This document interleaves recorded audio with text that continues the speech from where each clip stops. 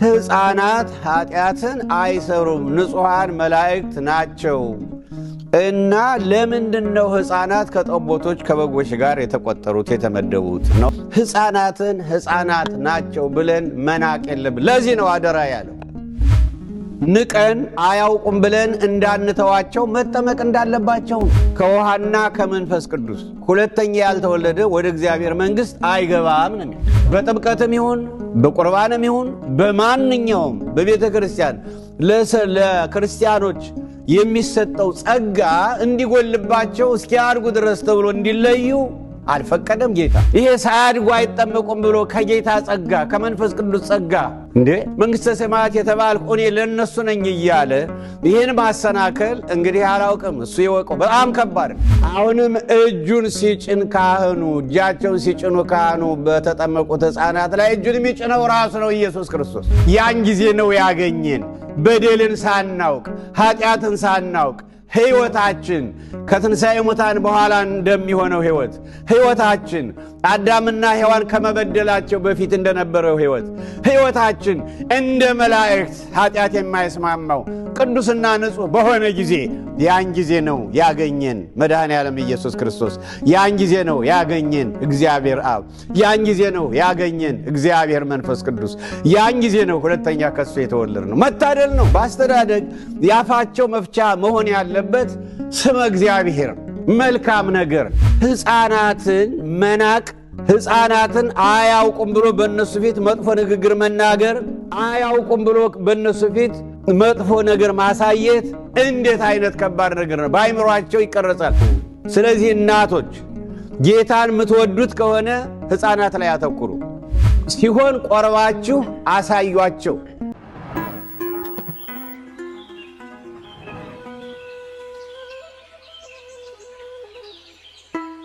በስመ አብ ወወልድ ወመንፈስ ቅዱስ አሃዱ አምላክ አሜን። ቅዱስ ቅዱስ ቅዱስ እግዚአብሔር ጸባኦት ፍጹም ምሉእ ሰማያት ወምድረ ቅድሳተ ስብሐቲከ። በሰማይም በምድር ምሉእ የሆንክ የጌትነት ክብርህና ምስጋና በሰማይና በምድር ምሉእ የሆነ ፍጹም አሸናፊ የሰራዊት ጌታ ሕያው እግዚአብሔር አምላካችን ሆይ ስለ አምላክነትህ ሁሉን ቻይ ስለሆነው መለኮታዊ ድንቅ ሥራህ ከሰው አእምሮ በላይ ስለሆነው መለኮታዊ አኗኗርህ ለፍጥረት ሁሉ ስለምታደርገው መግቦት ስለ ምሕረትህ ስለ ቸርነትህ ስለ አባታዊ ፍቅርህ ክብር ምስጋና ለዘላለሙ ላንተ ይሁን። እግዚአብሔር መንፈስ ቅዱስ ሆይ በእሳት አምሳል ከተገለጥክበት ከባለ 50 ጀምሮ አብም ወልድም ባንተ ህልዋን ሆነው ቤተ ክርስቲያንን የምትመራት የምታስተምር ጸጋን ሁሉ በልግስና የምትሰጥ አንተ ነህ። ስለዚህ ዛሬም በመካከላችን ተገኝተህ አንተው ራስህ እንድታስተምረን ቅዱስ ፈቃድህ ይሆንልን። ስለ ቅዱስ ስም ስትል ክርስቶስ ተንሥአ እሙታን በአብይ ኃይለ ሥልጣን አሰሮ ለሰይጣን አጋዞ ለአዳም ሰላም ዘይሰ ኮነ ፍስሐ ወሰላም። እግዚአብሔር ሰላምን ይስጠን፣ የቸርነቱን ስራ ይስራልን። አሁን ወደ ጥያቄያችን። እሺ አባታችን ቡራኬ ድረሰኝ። ከጥያቄ በፊት የእግዚአብሔርን ቃል አነባለሁ። የዮሐንስ ወንጌል ምዕራፍ 21 ከቁጥር 15 ጀምሮ ያለውን። ምሳ ከበሉ በኋላም ኢየሱስ ስምዖን ጴጥሮስን የዮና ልጅ ስምዖን ሆይ ከነዚህ ይልቅ ትወደኛለህን? አለው። አዎን ጌታ ሆይ እንደወድህ አንተ ታውቃለህ አለው። ግልገሎቼን አሰማራ አለው። ደግሞ ሁለተኛ የዮና ልጅ ስምዖን ሆይ ትወደኛለህን? አለው። አዎን ጌታ ሆይ እንደወድህ አንተ ታውቃለህ አለው። ጠቦቶቼን ጠብቅ አለው። ሶስተኛ ጊዜ የዮና ልጅ ስምዖን ሆይ ትወደኛለህን? አለው። ሶስተኛ ትወደኛለህን ስላለው ጴጥሮስ አዘንና ጌታ ሆይ አንተ ሁሉን ታውቃለህ፣ እንደወድህ አንተ ታውቃለህ አለው። ኢየሱስም አለው በጎቼን አሰማራ። እንግዲህ እኔ ጥያቄ አባታችን እዚህ ላይ ግልገሎቼን ጠቦቶቼንና በጎቼን አሰማራ ይላል። በእነዚህ ውስጥ እንግዲህ ያው ግልገሎቼን የሚለው በቤተ ክርስቲያናችን ምሳሌ ሕፃናትን ነው የሚያጠቃልለውና ጠቦቶችን ደግሞ ያው ወጣቶችን ነው፣ በጎችን የሚለው ደግሞ ምእመናንን ነው። እና ከነዚህ ውስጥ እንዴት ህፃናት ይመደባሉ? ህፃናት ምንም ነገር ኃጢአትም እና በደልን አይተሰሩም እና ከነዚህ ውስጥ ተመድበዋል። ይሄን ነገር ቢያብራሩልን። እግዚአብሔር ይባርክልኝ። ግሩም የሆነ ጥያቄ ነው። በቅድሚያ በጣም እንደው የሚገርመው ትእዛዙ ነው። ጌታ ያዘዘበት የትእዛዝ መንገድ ነው። እንግዲህ ምንም ሰው ሆኖ ቢገለጥም አምላክም ነው። ከአብ ከመንፈስ ቅዱስ ጋር በመለኮት አንድ ነው። የሚታየውም የማይታየውም ፍጥረት ሁሉ የተፈጠረው በሱ ቃልነት ነው። ድሮም ሕግ ከሙሴ ጀምሮ ሲሰጥ ያው በሱ ቃልነት ነው እና በብሉይ ኪዳን የነበረው የትእዛዝ ሁኔታ ስናየው በቃ ትእዛዝ ነው። ሕጌን ብትጠብቁ ትባረካላችሁ፣ ትጠበቃላችሁ። ሕጌን ባትጠብቁ ሰይፍ ይበላችኋል ነበር። እንግዲህ በረከትን ታጣላችሁ ነው የብሉይ ኪዳን ሕግ። አሁን ይሄን የትእዛዝ ሕግ ቢሰጥም ሰዎች ሊጠብቁት አልቻሉም። ጠብቀውም ደግሞ መዳንም አልቻሉም። ለነገሩ የውርስ ኃጢአት ስላለ በዚያ የውርስ ኃጢአት ምክንያት የአዳም የሔዋን ኃጢአት ለሁሉም ስለተላለፈ ያ ኃጢአት ደግሞ ምንጊዜም ቢሆን መጨረሻው ሞት ስለሆነ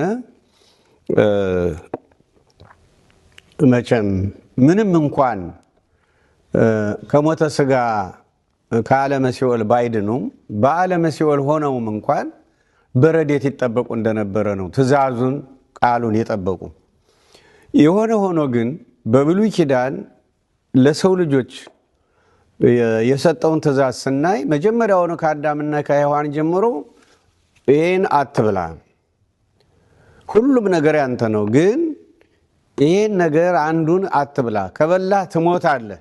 በቃ ትእዛዝ ነው፣ ትሞታለህ። ከዚያ በኋላ ደግሞ ከሙሴ ጀምሮ ደግሞ ሕግን ሲሰጥ ደግሞ ለሰው ልጆች ደግሞ ይኸው ሕግ ሰጥቻለሁ፣ ሕጌን ብትጠብቁ ትባረካላችሁ። ነገር ግን ሕጌን ባትጠብቁ ሰይፍ ይበላችኋል ነው የሚል።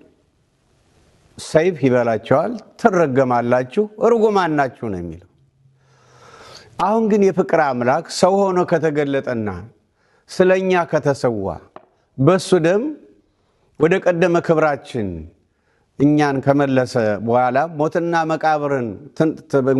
መቃብርን ድል አድርጎ ከተነሳ በኋላም መመሪያ ሲሰጥ ለሐዋርያቱ አሁን ትእዛዝ ነው ይሄ። ነገር ግን ይህን ትእዛዝ በሕግ መልክ ሳይሆን በፍቅር ነው ያደረገው። ለዚህ ነው ብሉይ ኪዳን የሕግ ውል ነው፣ አዲስ ኪዳን ደግሞ ማለት የፍቅር ውል ነው። ኪዳን ማለት ውል ማለት ነው። ብሉይ ማለት የቆየ ማለት ነው።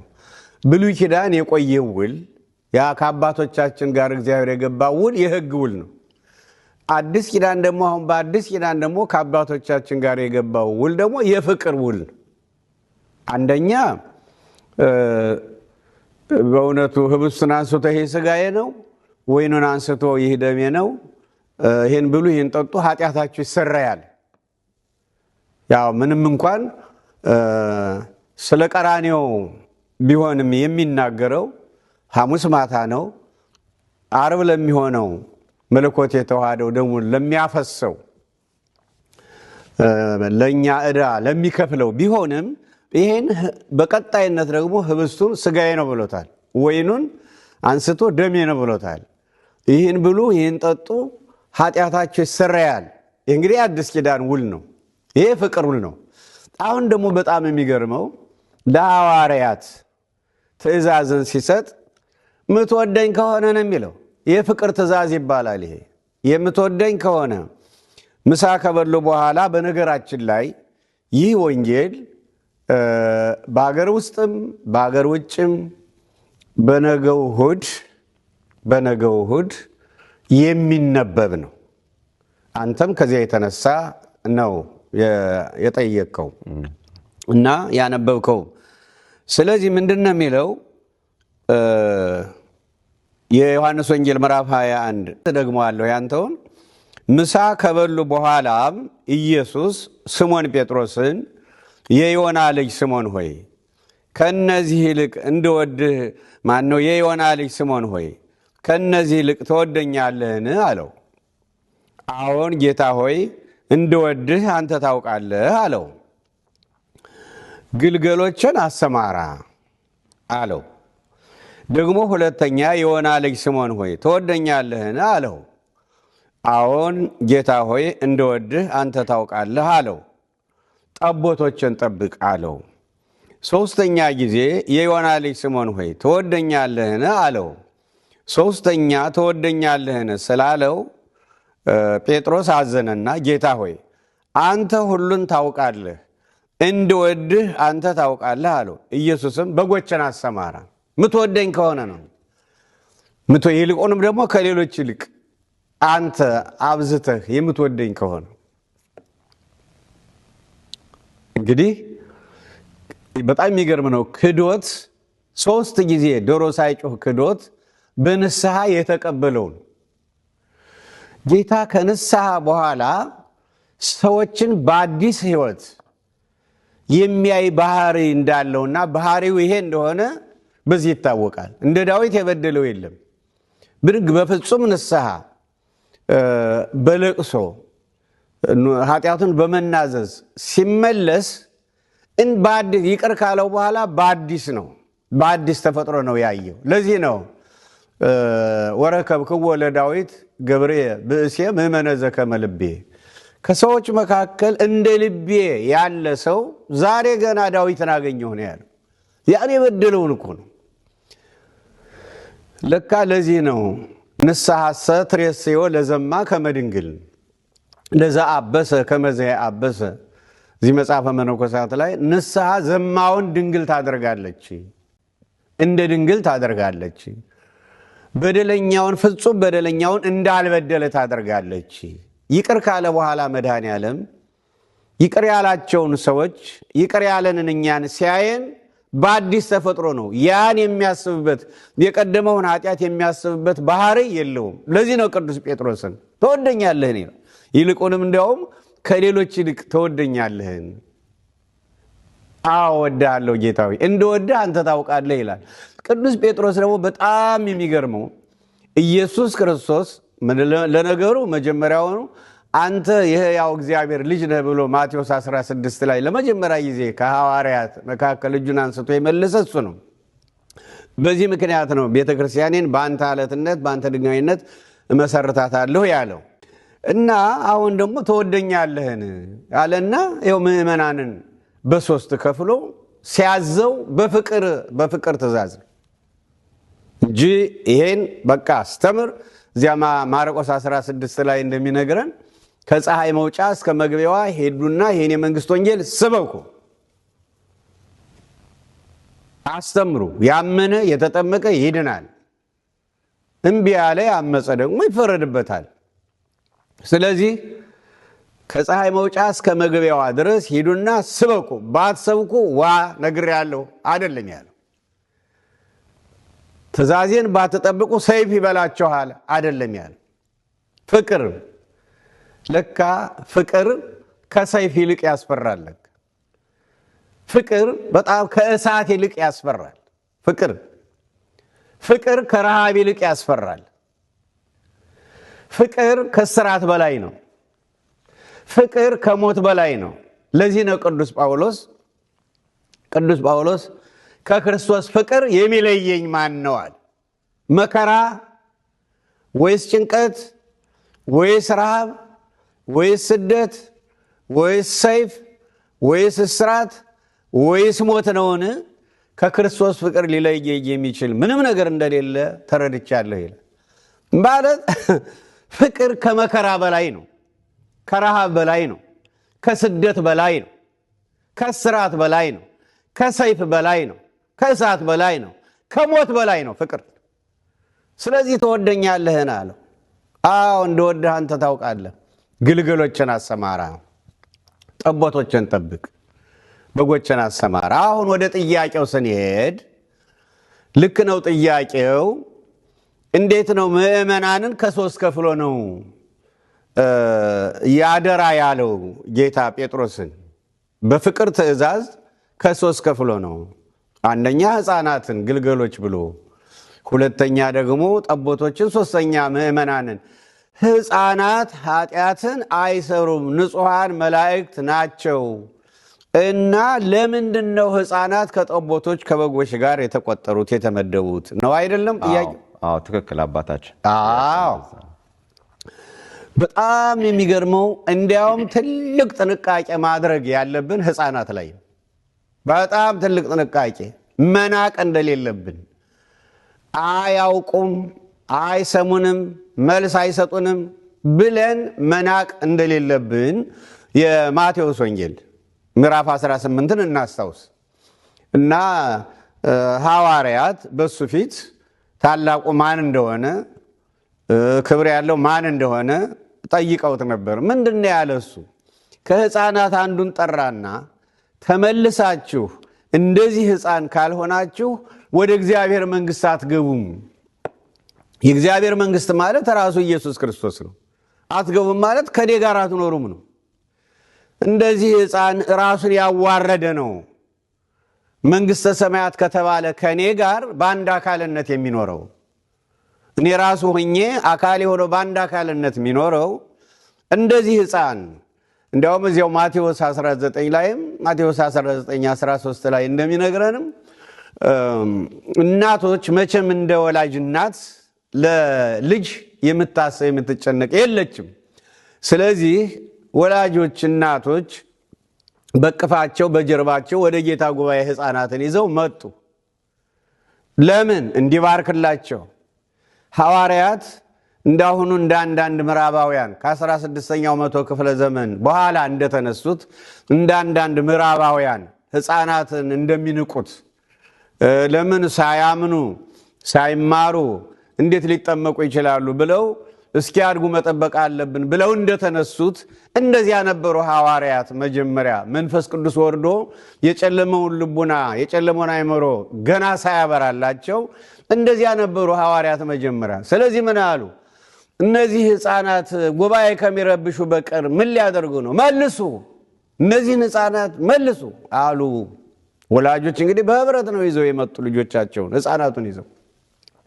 ጌታ ግን ምንድነው ያለ? ምንም ሩቅ ቢሆን ሰውም ቢሆን አምላክም ስለሆነ የቦታ ርቀት የማይገድበው ስለሆነ እና ሕፃናት ወደ እኔ ሲመጡ አትከልክሉብኝ ነው ያለው። ኢትክልዎሙ ለሕፃናት ይምጽኡ ኀቤ እስመ ለዘከመ እሉ ይእቲ መንግሥተ ሰማያት። ሕፃናት ወደ እኔ ሲመጡ አትከልክሉብኝ፣ መንግሥተ ሰማያት እንደነዚህ ላሉ ናት ነው የሚለው። መንግሥተ ሰማያት የተባልኩ እኔ እንደነዚህ ላሉት ነኝ። እኔ ማመጣጤ እነዚህ ለይቼ ሌላውን የኔ ለማለት አይደለም፣ ምጀምረው ከነሱ ነው። እንዲያውም እየታቀፈ ተመልሳችሁ እንደዚህ ሕፃናት ካልሆናችሁ። ለነገሩ እኮ የዳዊት መዝሙር ራሱ መዝሙር 8 ላይ በሌሎችም ምንድን ነው የሚለው? እምአፈ ደቂቅ ወሕፃናት አስተዳሎከ ስብሐተ፣ ከሕፃናት አንደበት ምስጋናን አዘጋጀህ ይላል። ከሕፃናት አንደበት ምስጋናን አዘጋጀህ። እንዴ ከማህፀን ጀምሮ እኮ ነው የሚያውቁት እሱን። ከማህፀን ጀምሮ ነው የሚያውቁት እሱን። ለዚህ ይሆናል እንደውም እግዚአብሔር ሲፈጥረን እኮ በማህፀን ውስጥ ስንጸነስ የመጀመሪያው የሚታየው የአካል ቅርጽ ልብ ነው። ልብ ነው መጀመሪያው። አዋቂዎች እንደሚሉን ስንጸነስ አካላት አሉን እንግዲህ ልብ፣ ሳምባ፣ ምን እያለ የሚቀጥለው እና መጀመሪያ ከዚያ ሁሉ በፊት ልብ ነው የሚቀረጸው በማህፀን እና መናቅ እንደሌለብን ነው። ቅድስት ኤልሳቤጥ ድንግል ማርያምን በተሳለመች ጊዜና የድንግል ማርያምን ድምፅ በሰማች ጊዜ ድንግል ማርያም ጌታን ጸንሳ ስለነበረ እና የሰላምታሽ ድምፅ የሰላምታሽን ድምፅ በሰማው ጊዜ አለች ኤልሳቤጥ፣ የአንቺን ድምፅ በሰማው ጊዜ አለች ጽንሱ በማህፀን የዘለለ። የሉቃስ ወንጌል ምዕራፍ 1 ላይ ጽንሱ በማህፀኔ በደስታ ዘለለ ነው። እና ተመልከቱ በጣም የሚገርመው እናቶች ደግሞ በደስታ የሆነውንና ያልሆነውን እንቅስቃሴ ያውቃሉ ማለት ነው። በደስታ ዘለለ አለች እንዴ! ከጽንስ ጀምሮ እኮ ነው። ከጽንስ ጀምሮ ነው። ማን ፈጠራቸውና? የፈጠራቸው እሱ ስለሆነ ማንኛውም ፍጥረት እሱን ያውቃል። የሚያውቅበት የራሱ ደረጃ ይኖረዋል። ያለዚያ ግን በዚያው በደረጃው በተፈጥሮ ያውቃል። እና ሕፃናትን መናቅ እንደሌለብን እንዲያውም ማቴዎስ 18 ላይ ምንድነው ያለው? እንደዚህ ሕፃን ተመልሳችሁ ካልሆናችሁ ወደ እግዚአብሔር መንግሥት አትገቡም እያለ የምሳሌውን እየሰጠ ከሄደ በኋላ ምን አለ? ከታናናሾች አንዱን አትናቁ። በእርግጥ ድሆች ናቸው ብላችሁ ወገን የላቸውም ብላችሁ አይጠቅሙም ብላችሁ ሰዎችን አትናቁ ለማለት ቢሆንም መነሻው ሕፃኑ ነው። ስለዚህ ሕፃናትንም ታናናሾች ናቸው ብለን መናቅ እንደሌለብን፣ ለእያንዳንዳቸው የሚጠብቃቸው መልአክ እንዳለ ለእያንዳንዳችን እንደሚመደብልን ሁሉ የሚጠብቃቸው መልአክ እንዳለ። በጣም የሚገርመው እንዲያውም በገጠር እናቶች ሕፃናት ልጆቻቸውን ከአዝመራው ደንበር ላይ ያስቀምጡና ያውም እኮ ማጫወቻ የለ አሻንጉሊት የለ ዝም ብለው ነው የሚተዋቸው። ያስቀምጡና ከባል ጋር ከቤተሰብ ጋር ስራ ይሰራሉ። የቤተሰቡን ምግብ ማዘጋጀት ብቻ ሳይሆን ከእርሻው ሄደው ጉልጉሎም ከሆነ አረምም ከሆነ ዛሬማ አጨዳውንም ተያይዘውታል ሴቶቹ። ያም ከሆነ እና ሕፃናቱን ያስቀምጧቸዋል። በጣም የሚገርማችሁ ያወቀና ያየን የሚያየው አንዳንድ ጊዜ ከባቡ ጋር ሲጫወቱ ይገኛሉ። እባብ ካጠገባቸው ሆኖ ከዚያው ከባቡ አጠገብ ሆኖ ሲጫወቱ ይገኛሉ። እንግዲህ እባብ ያው ዙሪያውን ባዝመራ አለ አይደለም እዚያ። ምክንያቱም የእግዚአብሔር መልአክ አብሯቸው ስላለ ለምን ያ እባብ ለምንድን ነው ያልነደፋቸው የማይነድፋቸው? እኛ ብንሆን አይለቀንም። እና አስገራሚ ሕፃናትን እንዴት እንደሚጠብቃቸው በሚያስገርም ሁኔታ ነው። እና ሕፃናትን ሕፃናት ናቸው ብለን መናቅ የለብን። ለዚህ ነው አደራ ያለው ቅዱስ ጴጥሮስን አደራ ያለው። እና አንዱ አደረነት ምንድን ነው? በቤተ ክርስቲያናችን ያለው ሕፃናት ምን እንዳይሆኑ ነው አሰማራልኝ ያለው። ሕፃናትን ንቀን አያውቁም ብለን እንዳንተዋቸው መጠመቅ እንዳለባቸው ነው።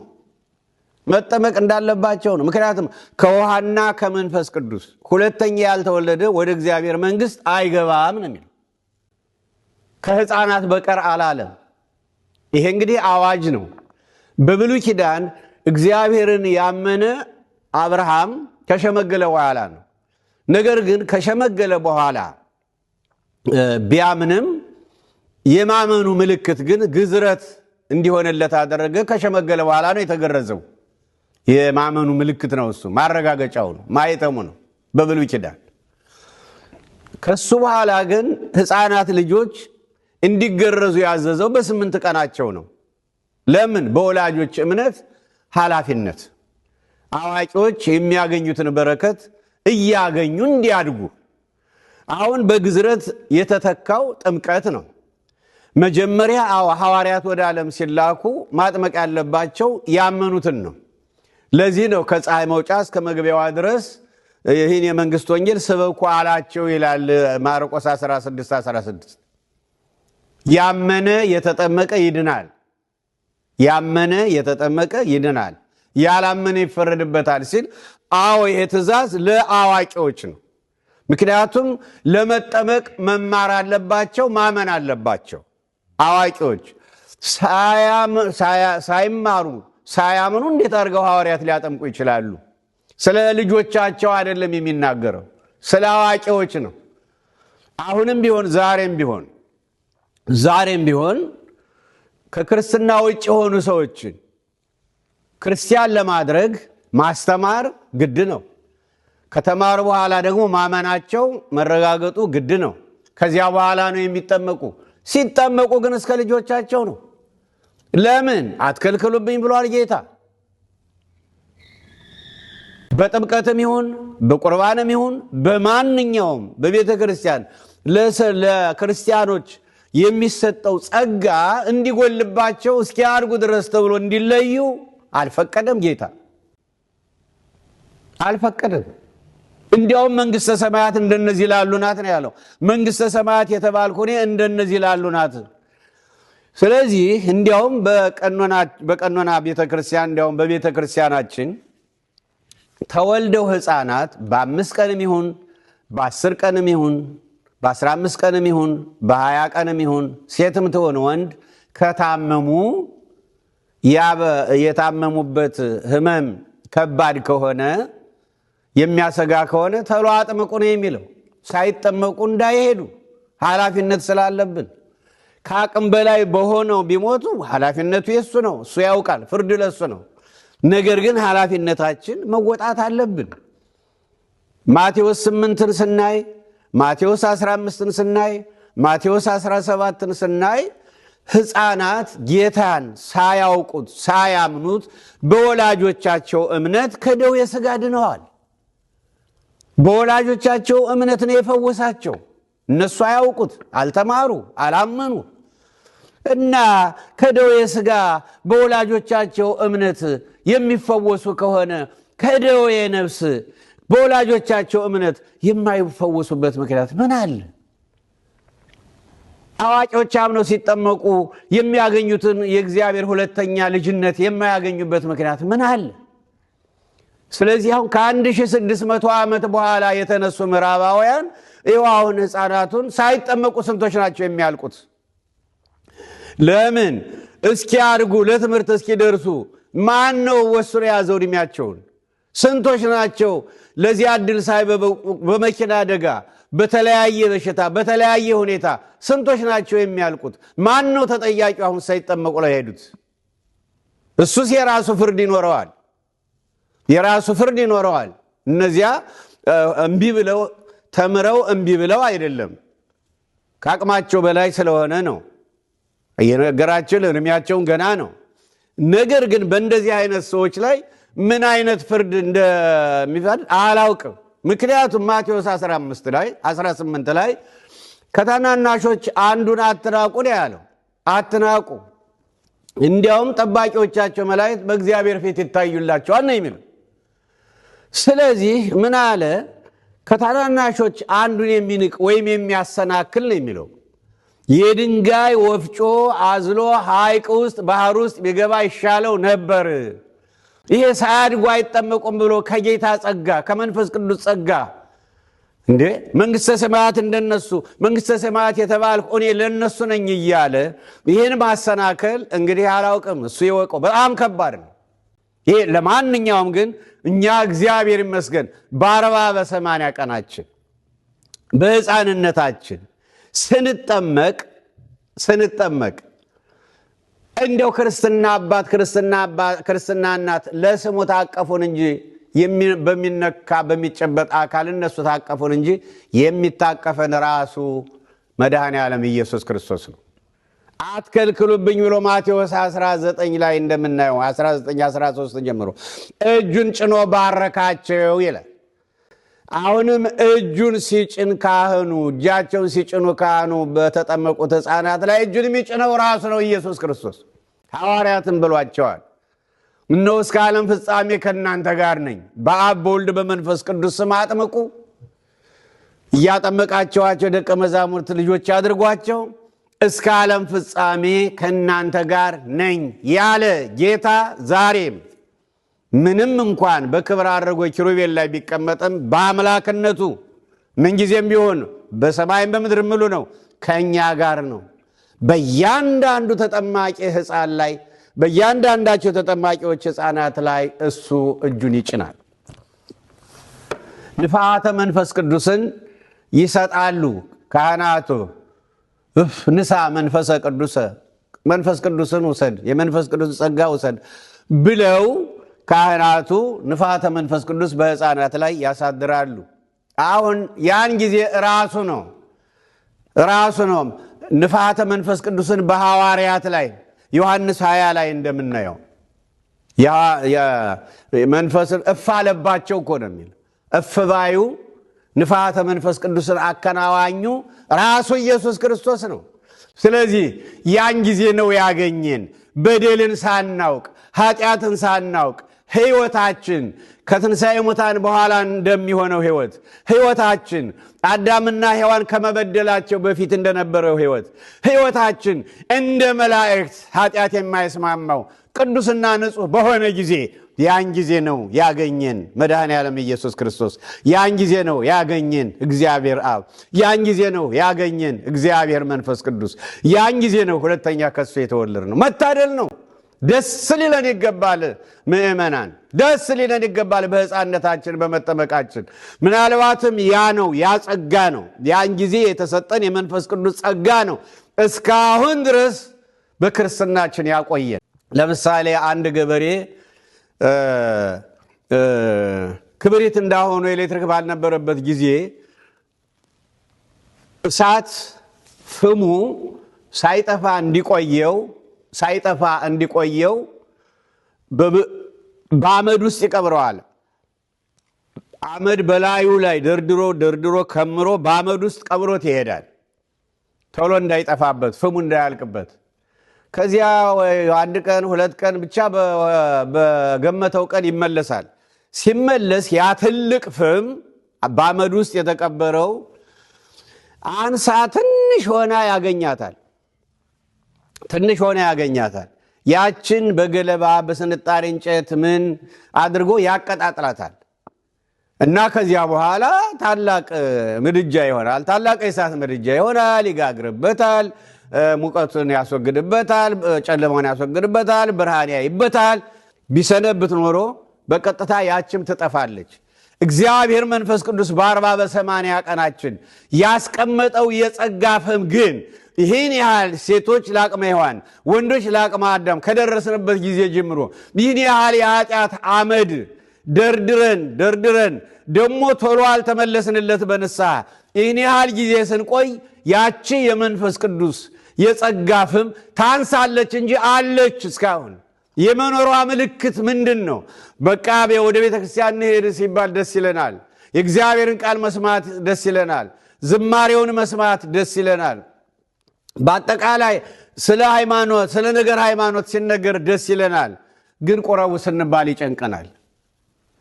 ግን ንስሐ ገብተን በኃጢአታችን ተናዘን በቅዱስ ቁርባን ግን ብንታደስ ብንቀደስ ያ ሁሉ የኃጢአት አመድ እንዳልነበረ ሆኖ ፍሙ ብቻ ነው አጋንንትን የሚያቃጥለው ኃጢአትን የሚያቃጥለው።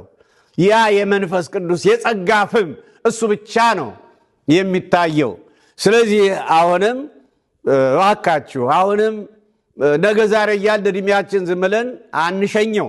እንደገና ደግሞ ሳይታሰብ በልዩ ልዩ አደጋም በንስሐ ሳንመለስ አንሄድ። ስለዚህ ይልቅስ በዚህ በሕፃንነት ያገኘነውን ሴቶች ለአቅመ ሔዋን ወንዶች ለአቅመ አዳም እስክንደርስ ድረስ የቆየንበትን ያቋረጥነውን እሱን እንቀጥል። ይህን የኃጢአት አመድ እንገላልጠው፣ እንደ ገበሬው እንገላልጠው። የጸጋ ፍማችን የክርስቶስ ፍቅር እንደገና ይቀጣጠል። የእምነታችን ፍቅር እንደገና ይቀጣጠል። ስለዚህ አሁን ጥያቄውን አሁንም ስንመልሰው እንዲያውም እዚህ ላይ ነው ጥንቃቄ ማድረግ ያለብን፣ ከሕፃናት ላይ ነው። አንደኛ ቅዱስ ቁርባኑን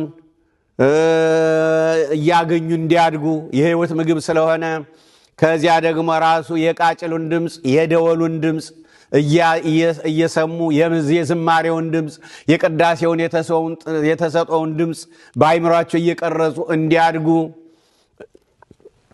ከዚህም ሁሉ ጋር ደግሞ የከበሮው ድምፅ ራሱ የማህሌቱ ድምፅ የወንጌሉ ድምፅ ራሱ ስብከቱን ማይሰሙ ይመስለናል፣ ይሰማሉ። ፈረንጅ በሚስቱ ማህፀን ያለውን ልጅ እንደሚያውቅ ስለሚያውቅ ነው መጽሐፍ የሚያነብለት ቁጭ ብሎ። ይሰማሉ፣ አይሰሙም አይባልም። ይሰማሉ፣ በተሰጣቸው ዕድሜ ደረጃ ያውቃሉ። ስለዚህ በቤተ ክርስቲያን የሚሰጠውን ጸጋ እያገኙ ይደጉ፣ ጸበሉን ይጠጡ፣ መስቀሉን ይሳለሙ። እኛ የምናገኘው በረከት ለምን ይነፈጋቸዋል? እንዲያውም ወደ ቤተ ክርስቲያን ስንመጣ እነሱን ይዘን ከመጣን በሕፃንነታቸው የተጠመቁ ከሆኑ ለእነሱ የወረደ መንፈስ ቅዱስ ለእኛም ይተርፈናል። ለእነሱ የወረደ ቸርነት ይቅርታ ለእኛም ይተርፈናል። ምክንያቱም እነሱ ኃጢአት የለባቸውም። ስለዚህ በእነሱ ምክንያት የሱ ጸጋ በረከት ሊፈስልን ይችላል እና እንደ ቀላል ማየት የለንም። ሌላው ባስተዳደግ ነው። ባስተዳደግ ያፋቸው መፍቻ መሆን ያለበት ስመ እግዚአብሔር መልካም ነገር ነው። ነገር ግን አሁን ያፋቸው መፍቻ ስድብ የሆኑ ስድብን ወላጆቻቸው ያስተማሯቸው፣ እርግማንን ወላጆቻቸው ያስተማሯቸው ወይም እርግማንን ከወላጆቻቸው አንደበት፣ መሐላን ከወላጆቻቸው አንደበት፣ ስድብን ከወላጆቻቸው አንደበት፣ ሐሜትን ከወላጆቻቸው አንደበት እየሰሙ ካደጉ አሁን ይህ አደረነት ተበላ ማለት ነው። ደግሞ አደራ የሚበላ ነው ከባድ። ስለዚህ ጴጥሮስ ብቻ እኮ አይደለም አሁን በየዚህ አደረነት ተጠያቂ፣ ወላጆችም ናቸው፣ እናትም ናት፣ አባትም ነው። እና የድሮ አባቶቻችን እንዴት መንፈስ ቅዱስ እንዴት ቢያስተምራቸው ነው እኛ ሕፃናት ሆነን ልጆች ሆነን ከብት ስንጠብቅ ጥጃ ስንጠብቅ መንገድ ዳር ላይ ሆነን ዝም ብለን የጨርቅ ኳስ ተመጣጣ ወይም የሆነ ነገር እንጫወታለን። ያን ጊዜ ታላላቅ ሰዎች በበቅሎ ሆነው ባርኔጣ አድርገው ጠመንጃቸውን አንግተው ይሄዱ እንደሆነ ከኛ አጠገብ ሲደርሱ ከበቅሏቸው ዱብ ብለው ባርኔጣቸውን አውርደው ልጆች እንደምን አላችሁ ይሉናል። ልጆች እንደምን አላችሁ ብድግ እንላለን። እኛ ደግሞ ተባረኩ ተባረኩ እግዚአብሔር ይባርካችሁ ተቀመጡ ይሉና እንደገና በቅሎውን ተፈናጠው ሲሄዱ እናያለን። ያ ይቀረጽ ነበረ በጭንቅላታችን። ዛሬ እንዳለ አይመስለኝም፣ የለም ነው የሚባለው። ዛሬ ሕፃናት ላይ ስራ አልሰራንም። በውጭው ዓለምም ሕፃናት ላይ ስራ አልሰራንም። መስራት ይገባናል። አሁን ይኸው ቤተክርስቲያንን እሁድ የሚሞሉት እኮ ልጆች ያሏቸው ናቸው በብዛት። ለምን? ያው የሚገናኙት ይቺ እሁድ ስለሆነች ተበታትኖ ስለሚኖር ህዝቡ አሁን የተዋወቋቸው ባልንጀሮቻቸውን ቤተክርስቲያን ለማግኘት ሲሉ ተመልከቱ፣ ወላጆቻቸውን ተነሱ። ድሮ በገጠር ወላጆች ናቸው ልጆችን ተነሱ ውሃ እንረጫለን ምንላለን። አሁን ግን ልጆቹ ሳይሆኑ አይቀርም ውሃ የሚረጩት ሌሊት እየተነሱ ወደ ቤተክርስቲያን ለመምጣት። ለምን? ጓደኞቻቸውን ለማግኘት። ያ የሚያስቡት የአእምሮ ደረጃ እሱ ነው። ወይም ደግሞ ዘማሪዎች ደግሞ በገና በሕፃንነታቸው እንዲዘምሩ ከተጋበዙ ደግሞ እዛሽ መድረክ ላይ በመዝሙር ለመታየት እዚህ ሀገር መድረክ ላይ እዚህ ከድርገት በኋላ ስለሆነ የሚዘምሩት እና በጣም የሚገርም ነው። ሕፃናትን መናቅ፣ ሕፃናትን አያውቁም ብሎ በእነሱ ፊት መጥፎ ንግግር መናገር፣ አያውቁም ብሎ በእነሱ ፊት መጥፎ ነገር ማሳየት እንዴት አይነት ከባድ ነገር ነው። በአይምሮአቸው ይቀረጻል። እንዲያውም ከጠቦቶች ከበጎች ካላቸው ከምዕመናን ይልቅ ጥንቃቄ ማድረግ ያለብን ለሕፃናቱ ነው። ነገር ሁሉም ይቀረጸው ገና በሕፃንነት ስለሆነ ደግሞ ያስተማሯቸውን ነው። እነሱ ያስተማሯቸውን ነው የሚይዙ። አንድ ቀን አንዲት እናት ለቅሶ ቤት ልጇን ይዛ ትሄዳለች። እዚህ ሀገር የተወለደ ነው። ምክንያቱም መውሰድ ነበረባት ወይ እንግዲህ የራሷ እንግዲህ ሁኔታ ነው። መውሰድ ስለነበረባት ወስዳለች። ቤተሰብ ሀዘንተኛ ቁጭ ብሏል። ከዚያ በሉ እንግዲህ ልንሄድ ነው ብለው ብድግ ይላል። እናት ስትነሳ እሱም ደግሞ ይነሳል። ለካ ከዚያ በፊት ለግብዣ ተጠርተው ለአዲስ ዓመት ለግብዣ ተጠርተው ከሌላ ቤት ሄደው ኖረዋል እና ያን ጊዜ የዛሬ ዓመት በተመሳሳይ ያገናኘን በል ተብሎ ያችን ይዟል። ያ ልጅ ይድሮዋል። የዛሬ ዓመት በተመሳሳይ በደስታ ያገናኘን ብሏል። አሁን ያቺ በአይምሮ ስለነበረች ሐዘን ቤት ይዛው ሄዳ ከዚያ ብድግ ሲሉ እሱ እናቱ ያስተማረችው ስራ ላይ መዋሉ ነው። በሉ የዛሬ ዓመት በተመሳሳይ ያገናኘን ብሎ ቁጭ። ያ ማለት እንግዲህ በዛሬ ዓመት አንዱ ይሙት ማለት ነው። እግዚአብሔር ግን ያን አያደርግም። ምን ሊል እንዳሰበ እግዚአብሔር ልቡን ያውቃል። ደግሞ እናት የኔ ቢጤ ቆሟል ስትል ያ ያልሁል ጊዜ እኛ መቼም ክርስቲያኖች በጣም የሚገርሙ ናቸው። ቋንቋቸው የሚገርም ነው። ውጭ ለማኝ ሲለምን የራበው መንገደኛም ይሆን ማንም ይሆን ያው እርዳታ የሚጠይቅ የሚለምን ከሆነ የኔ ቢጤ ነው የሚሉ አባቶቻችን እናቶቻችን። የኔ ቢጤ ቆሟል። ባልም ከሆነ የኔ ቢጤ ቆሟል እባክሽ ተዘከሪ። እናትም ከሆነች የኔ ቢጤ ቆሟል ልጅ እባክሽ ተዘከሪ ስጭልን። ተዘከሪ ማለት አስቢ ማለት እባክሽ ይላሉ። አሁን ይችን ያውቃል ያ ሕፃን ልጅ ደግሞ ለማኝ ቆሞልሻል ብሏት አለቃን። አረረረ አይባልም የኔ ቢጤ ነው የሚባል። እሺ የኔ ቢጤ ነው የሚባል ይችን ይዟል። አሁን በሚቀጥለው ቀን ለማኝ ውጭ ቆሞ እርዳታ ይጠይቃል። ያው የራበኝ ብሎ ይጠይቃል። ያን ጊዜ ለእናቱ ሄዶ ምን ይላታል? እማዬ ያንቺ ቢጤ ቆሞልሻል። ይኸው ያ የነገሯቸውን ነው የሚይዙ እነሱ የነገሯቸውን። ስለዚህ ሕፃናት ላይ እንዲያውም ሕፃናት ላይ ነው መስራት ያለብን። በሕፃንነት የተበላሸ አይምሮ ለማቃናት በጣም ከባድ ነው። ስለዚህ ጌታ ለዚህ ነው። ስለዚህ እናቶች ጌታን የምትወዱት ከሆነ ሕፃናት ላይ አተኩሩ። ይሄው መድኃኔዓለም ኢየሱስ ክርስቶስ የምትወደኝ ከሆነ ሲል ጴጥሮስን ብቻ አይደለም እናትንም ነው፣ ወላጆችንም ነው፣ አባትንም ነው። የምትወዱኝ ከሆነ ብሎ ግልገሎችን አሰማሩ አደራ እና ሲሆን ቆርባችሁ አሳዩአቸው። አሁን የኛ ትልቁ ችግር አሁን ሕፃናትን ይዘው እናቶች ይመጣሉ። ጥሩ ነው፣ ያው ያቆርባሉ። እነሱ አይቆርቡም። እነሱ ያቆርባሉ አይቆርቡም። እነሱ ያቆርባሉ አይቆርቡም። አብዛኞቹ ሲያድጉ እንደ ወላጆቻቸው አንቆርብም ይላሉ። ክፉና ደጉን ሲለዩ አንቆርብም ይላሉ። ለምን? ወላጆቻቸው ያደረጉትን ነዋ። ነገር ግን መጀመሪያ ቆርበው እነሱ ደግሞ ቢያቆርቧቸው ኖሮ ይቀጥላል ማለት ነው። እንደ ግብፅ ኦርቶዶክስ፣ እንደ አርመን ኦርቶዶክስ፣ እንደ ማንኛውም ኦርቶዶክስ። ነገር ግን እኛ ያው እስኪያድጉ ድረስ በግድ እንዲያውም ምን ሆነ አንድ ጊዜ በግድ እያለች አፉን እያያዘች እንዲቆርብ የምታደርግ ነበረች። እሷ አትቆርብም። አፉን እያያዘች በግድ እንዲቆርብ የምታደርግ ለልጇ ተጨናቂ እናት ነበረች። በኋላ አቆራቢው ሊቀ ጳጳስ ናቸው። ከዚያ ያው በግድም ቢሆን በአፉ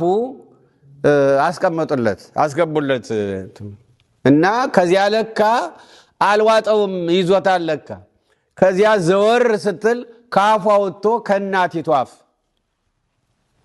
ኋላ ምን ላድርጋለች? በይ ዋጨው አሉ ሊቀ ጳጳሱ። በዚያው ጸድቆላት ቀረ። እስከዚህ ድረስ ነው። ነገር ግን እናንተ ቆርባችሁ ብታሳዩአቸው ነው ልጆቹ ደስ እያላቸው ይቆርባሉ። በዚያው ብትቀጥሉ ልጆችም ይቀጥላሉ። እና ያለፈው አልፏል። ለወደፊቱ በእውነት ማስተዋል አለብን። ስራ መስራት ያለብን እንዲያውም ከሕፃናት ላይ ነው። ከባድ ጥንቃቄ፣ ከባድ ጥረት ማድረግ ያለብን ሕፃናት ላይ ነው። ጥያቄው ገብቶኛል። ነገር ግን በዚህ ምክንያት ነው ያስተማረን የመከረን እግዚአብሔር መንፈስ ቅዱስ ስሙ ለዘላለም የተመሰገነ ይሁን።